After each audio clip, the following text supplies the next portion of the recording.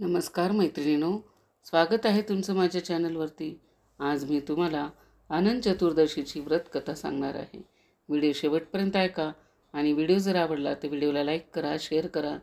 ज्यांनी सबस्क्राईब केले नाही त्यांनी माझ्या चॅनलला सबस्क्राईब करा। चला तर मग अधिक वेळ न करता व्हिडिओला सुरुवात करूया। अनंत व्रत पूर्वी पंडुपुत्र युधिष्ठिराने केले होते। त्या व्रत प्रभावाने त्याला त्याचे गेलेले राज्य परत मिळाले।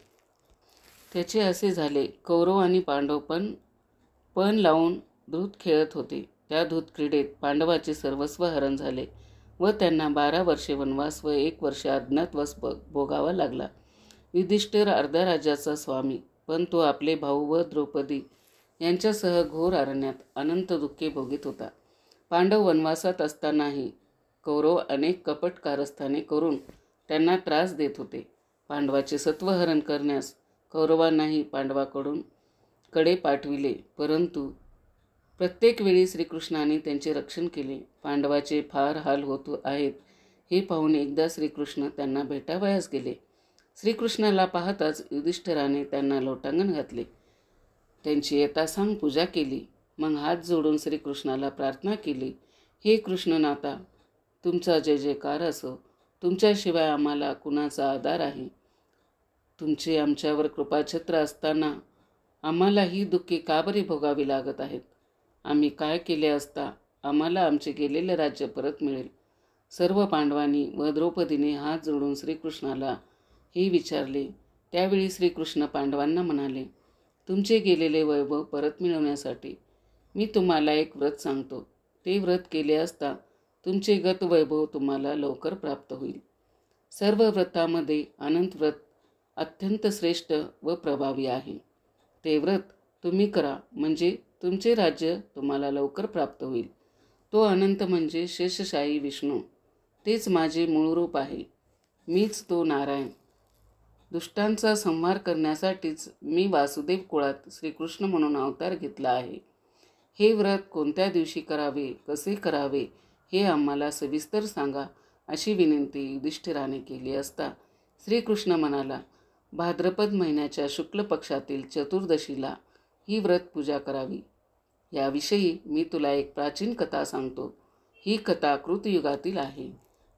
वसिष्ठ गोत्री सुमंतू नावाचा एक ब्राह्मण होता। भृगकन्या दीक्षा ही त्यांची पत्नी होती। त्यांना एक कन्या झाली, तिचे नाव सुशीला। दुर्दैवाने सुशीला अगदी लहान असतानाच सुमंतूची पत्नी दीक्षा मरण पावली।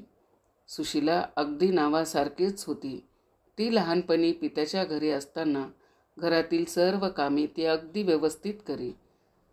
घरातील केरवारा, सडा सारवण करणे, अंगणात रांगोळी काढणे, सुंदर देवपूजेची तयारी करणे, घरातील सर्व वस्तू स्वच्छ व नीटनेटक्या ठेवणे इत्यादी सर्व कामे ती करी, मनपूर्वक करीत असे।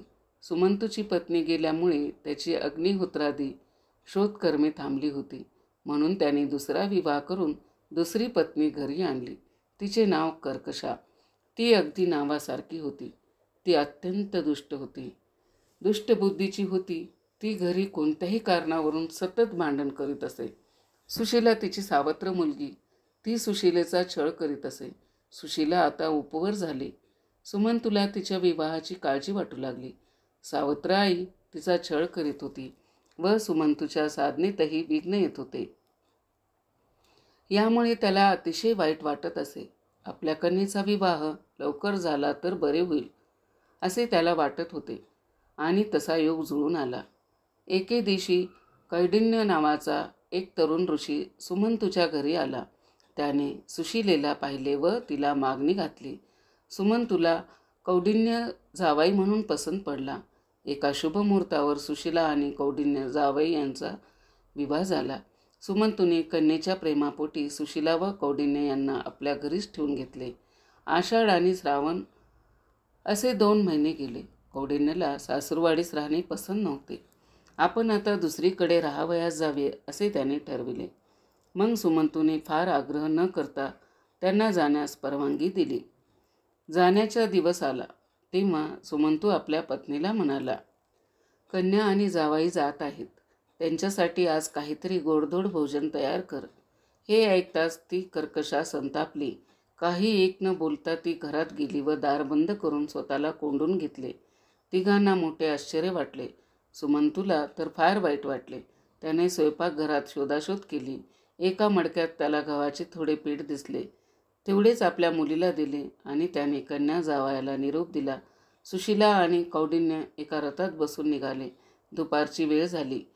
कौंडिन्याचा अनुष्ठानाची वेळ झाली म्हणून एका नदीच्या तीरावर त्यांनी रथ थांबविला. कौंडिन्य अनुष्ठानासाठी गेला. सुशीला रथातच बसून राहिली. तिने सहज नदीच्या तीरावर पाहिले. तिथे काही स्त्रिया एकत्र जमून कसलीही पूजा करीत होत्या. त्यांनी तांबड्या पैठणी परिधान केल्या होत्या. निरनिराळ्या क्लेशांची पूजा करीत होत्या.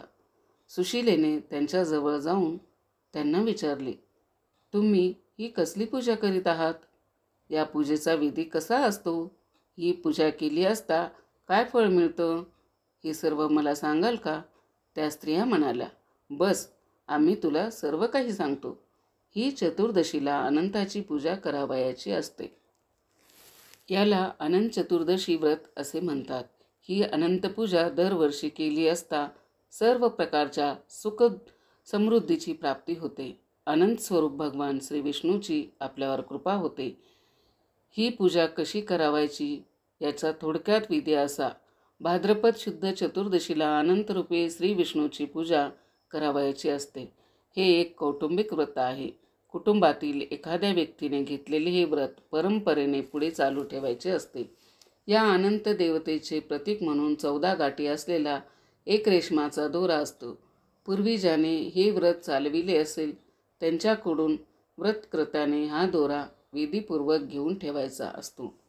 दरवर्षी अनंत चतुर्दशीला त्याची यथाविधी पूजा करावयाची असते. चौरंगावर दर्भाच्या बनविलेल्या 7 फण्यांच्या शेषरूपी अनंत नागाची प्राणप्रतिष्ठा करून त्याच्या पुढे अनंत दोरक ठेवायचा, त्याची पूजा करावी. चौरंगावर गंगेचं एक व यमुनेचा एक असे 2 जलपूर्ण कलश ठेवावेत. त्याची पूजा करावी. चतुर्भुज विष्णूचे ध्यान करून ओम नमो भगवते वासुदेवाय हा मंत्र म्हणत दर्भाच्या गाठीयुक्त नागाची अनंत म्हणून मनात धारणा करावी. नवीन ग्रंथीयुक्त दोरे दोन्ही क्लशावर ठेवून पुरुष सूक्त मंत्राने त्याची पूजा करावी. या अनंत पूजेत 14 या संख्येला फार महत्त्व आहे. अनंत दोरकाला 14 गाठी असतात. नैवेद्याला 14 लाडू, करंजा इत्यादी पदार्थ असावेत. हे व्रत किमान 14 वर्ष करावयाचे असते. 14 वर्षे झाल्यावर या व्रताचे उद्यापन करावे. या व्रतामुळे सर्व प्रकारच्या मनोकामना पूर्ण होतात. सर्व सुख समृद्धीची प्राप्ती होते. अनंत स्वरूपात भगवान विष्णूची आपल्यावर कृपा पूर्ण होते. अनंत व्रताची अशी माहिती सांगून त्या सुशीलेला म्हणाल्या, आजच अनंत चतुर्दशी आहे. तू आजच आमच्याबरोबर हे व्रत पूजा कर. त्यामुळे अनंत स्वरूप भगवान नारायणाची तुझ्यावर कृपा होईल व तुझे मनोकामना पूर्ण होईल. सुशीलेने आनंदाने ते मान्य केले व त्या स्त्रियांच्या समवेत भक्तिभावाने अनंताची यथासांग पूजा केली.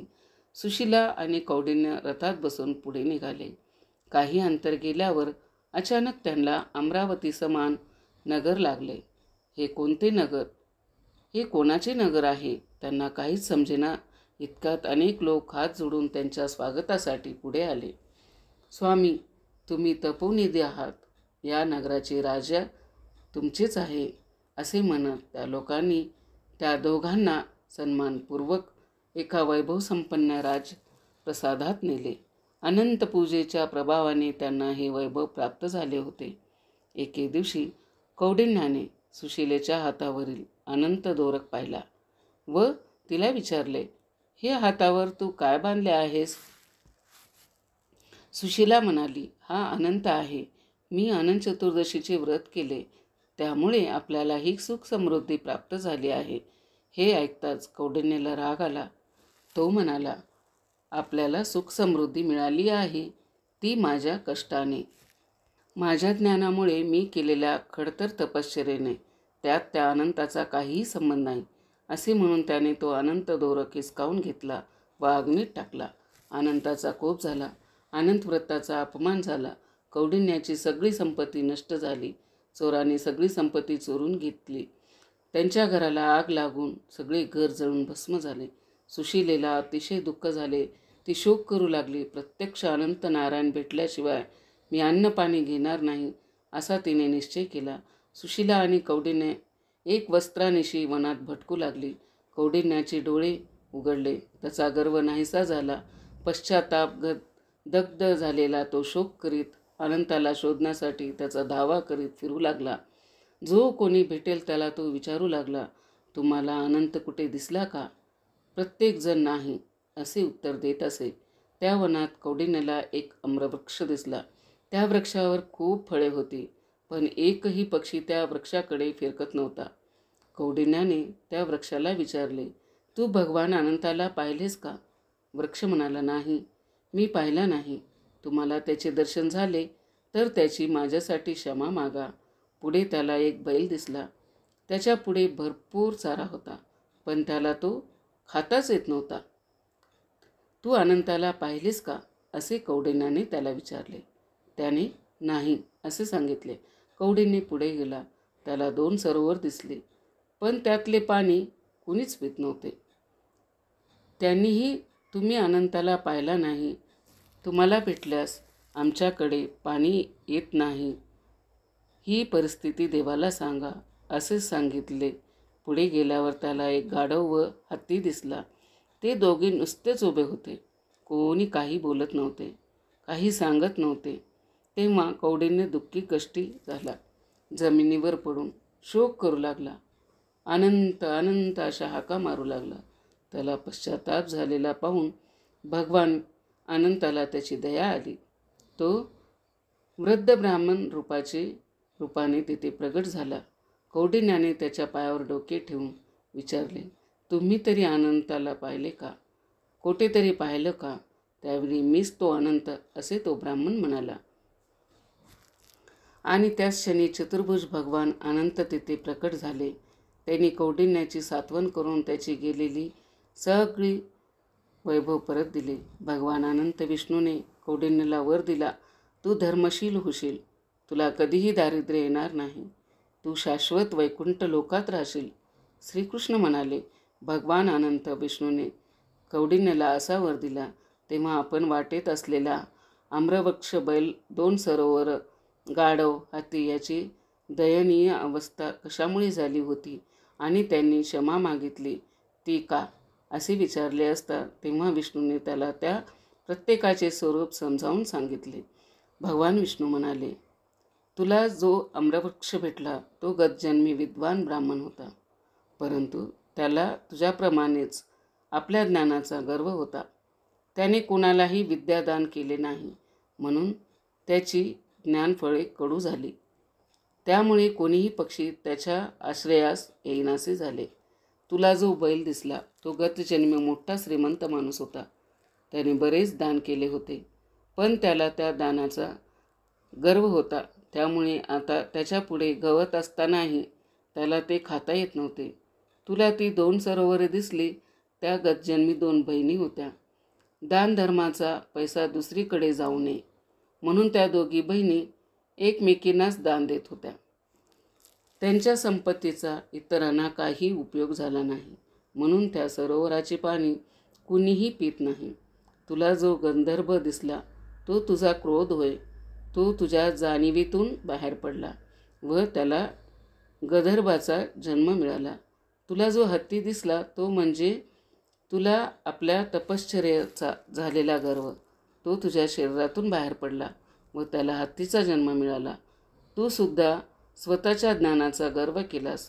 सुशीलेच्या श्रद्धेला तुच्छ मानलेस. गर्व, अहंकार, देवाधर्माबद्दल तुच्छता यामुळे तुला हे सगळे दुःख भोगावे लागले. आता तुला पश्चाताप झाला आहे म्हणून मी तुझ्यावर प्रसन्न झालो आहे. आता तू घरी जा व अनंत व्रत कर, म्हणजे तुला सर्व सुखाचा लाभ होईल. मरणोत्तर तू नक्षत्रात पुनर्वसू नावाचे जे नक्षत्र आहे त्यात चिरकाल निवास करशील.